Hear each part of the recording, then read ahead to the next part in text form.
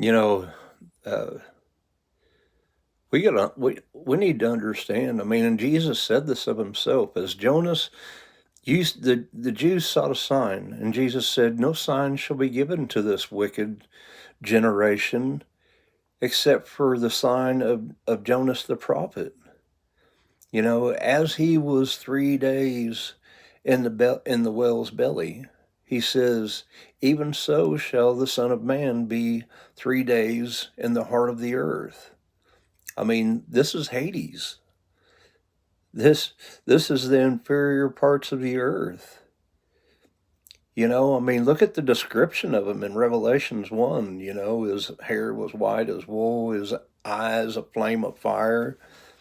And it says his feet were as fine brass as though they had burned in a furnace. You know,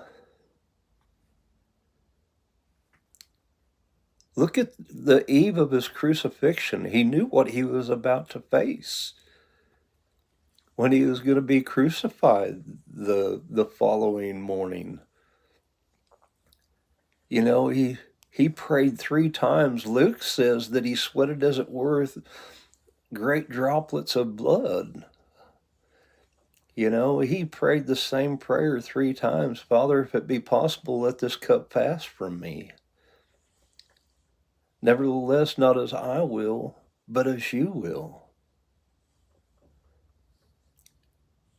You know, not that his body was going to die and then wait 3 days to be risen, but that he was going into the heart of the earth, into the flames. And Peter describes it. He says that, you know, in First Peter chapter 3, when he's talking about salvation and Noah, you know, where the great patience of God in the days of Noah.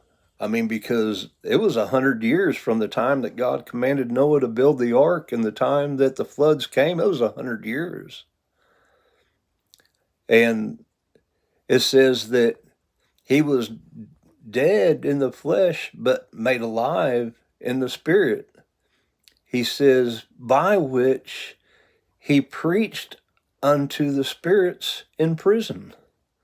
He's talking about in the depths of the earth, in the inferior parts of the earth. You know, and every truth of God, Satan is going to oppose. You know, this was what he was in anguish over when he prayed.